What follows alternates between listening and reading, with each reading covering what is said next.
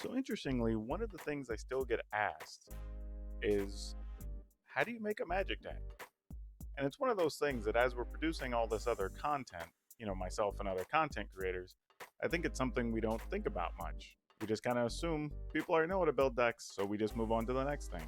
However, with all the people that have started playing from Arena and some of these recent ad campaigns and different efforts that local stores are making, maybe it's time we address that again.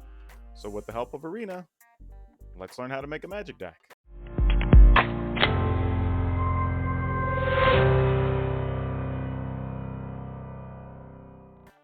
All right, so I will tell you that there can be a much more in depth, more detailed explanation than what we're going to get into, but I kind of going to go over the basic strategies of where you would start. So, the first thing is deciding what colors you want to play.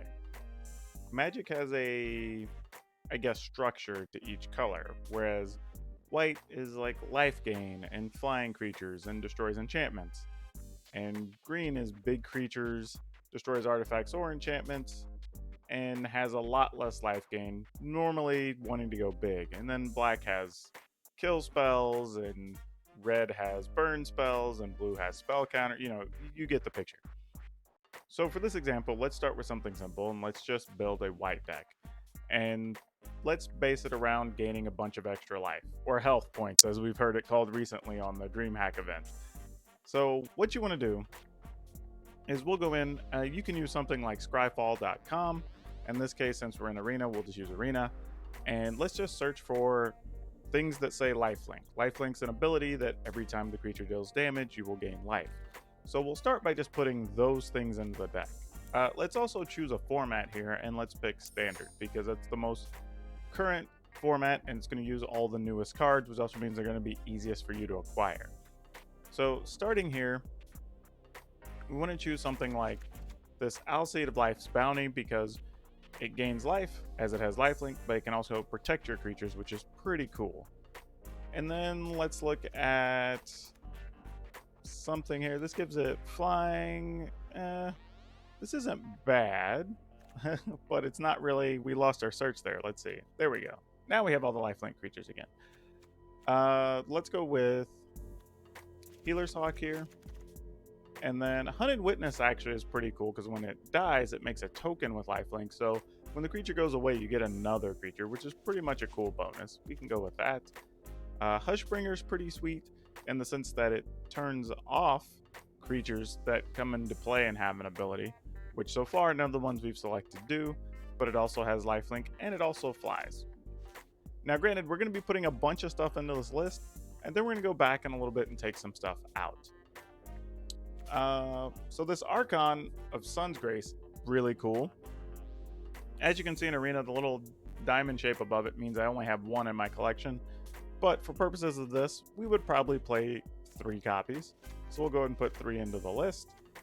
And Heliod is pretty cool because every time you have a creature gain life, you also get to put a +1/+1 counter on something. So that fits perfectly to what we're trying to do because now your little creatures can become big creatures. So we want at least 3 of these. Wouldn't really play a full set of 4 only because the card is actually legendary, as you can see here, which means you can't have more than 1 copy of that in play at a time. Possibly a couple of Gideons because it can give something flying, so we'll consider that.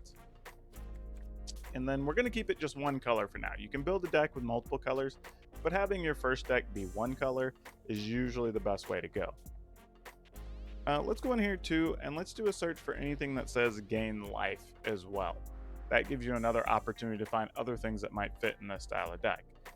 For instance, we have a Johnny's Pridemate. Every time you gain life, you put a +1/+1 counter on the Pridemate. So now it can grow even bigger, which is really cool. So we'll definitely play 4 of those. That's the other thing too. You can only have a max number of 4 in a deck, so that kind of limits what you can do there. Daxos, very cool.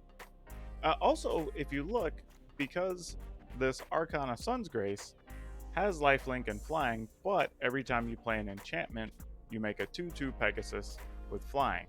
And then it also gives other Pegasus creatures lifelink.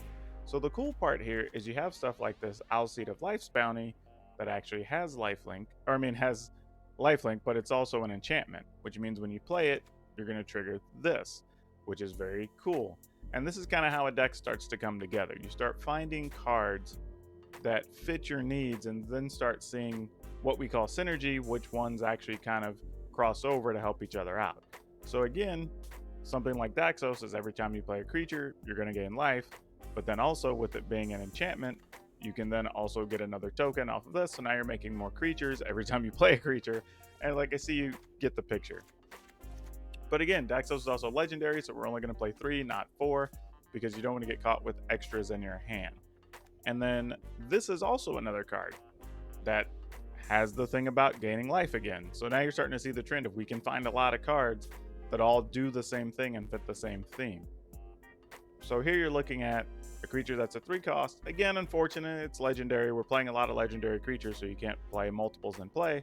But every time a creature attacks, you're going to gain life. So as you can start seeing, as we put this together, you're going to be looking at scenarios where you're going to have something like Linden in play. You're going to attack. It's going to give a +1/+1 to your Johnny's Pridemate, but then also might trigger a Heliod, which lets you put an additional counter on something, and it just kind of goes and goes and goes.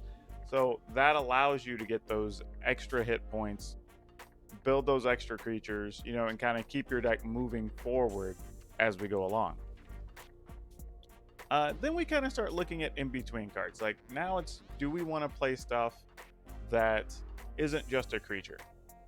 As we're starting to fill our list, we're finding a lot of things that gain life, let us get extra creatures, kind of work together.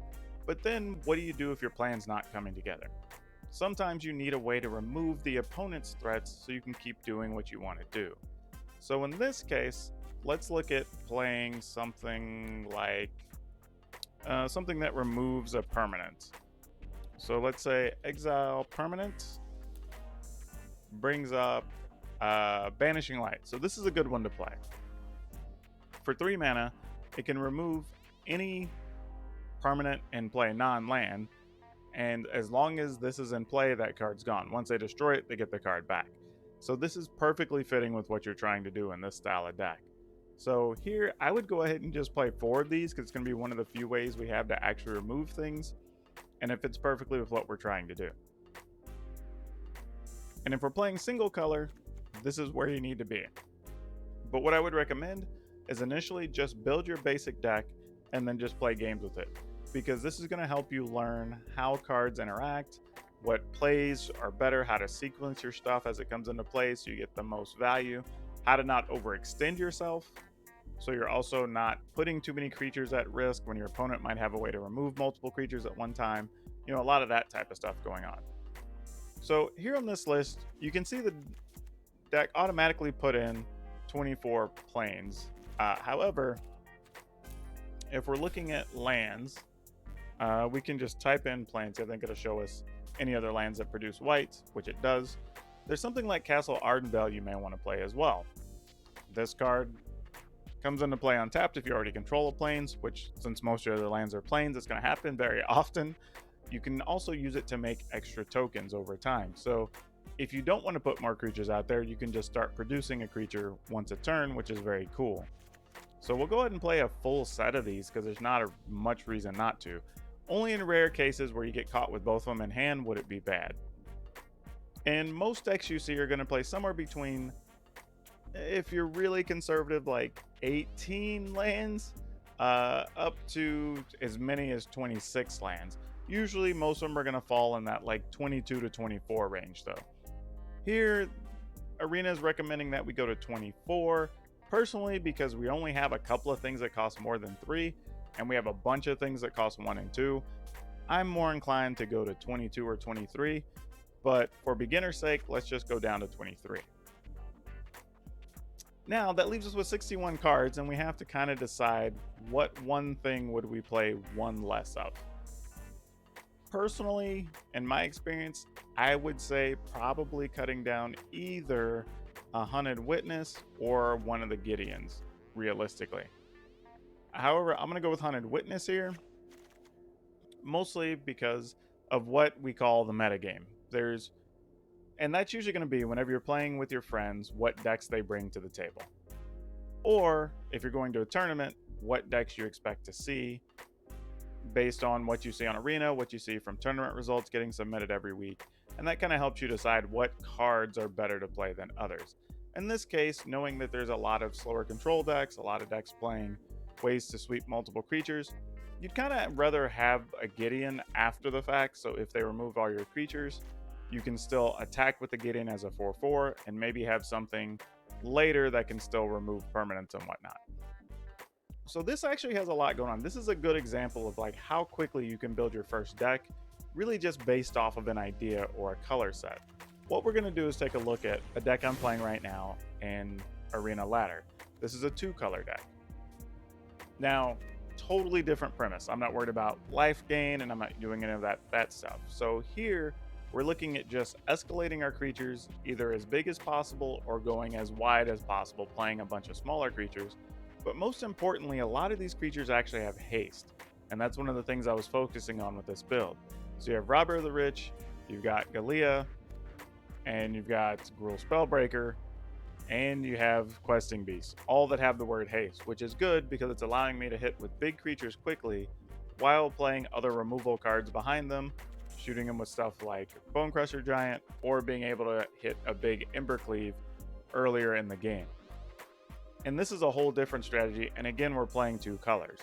So that changes even what you want the deck to do. But again, if you notice, when you look at a lot of decks, you're going to see that they all have similar themes.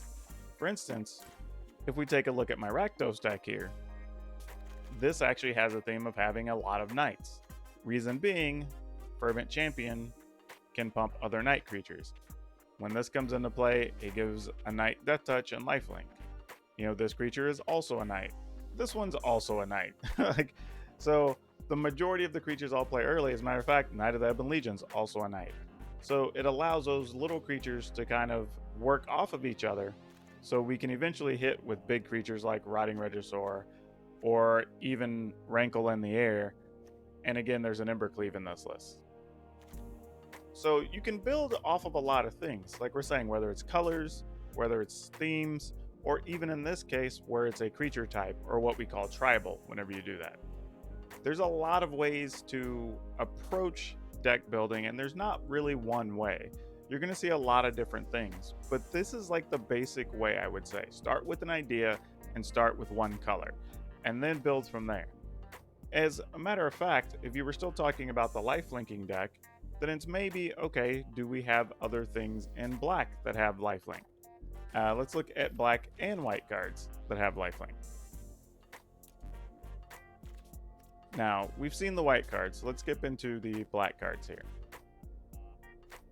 Now, this is a creature here that says, whenever an enchanted creature dies, you draw a card for each aura attached to it. So now you start getting into the world of, okay, if we do play this creature, which is a 1/2 creature with lifelink, are there any auras I can play or enchantments that get placed on a creature that could give me extra value? Because if so, now this card starts having actual value. And then you kind of start working your way down. Like, okay, well, maybe we play this one that has lifelink, but also has Death Touch, which means it can kill anything that it hits. So now we have this extra defensive creature that the way the deck was built could also become a very large creature. And now this is a threat to the opponent. So as you can see, you can kind of take your themes into the next colors and really start building on top of them. So I wouldn't say there's any one way, but I think this is a good intro. To recap, what I would say is start with one color.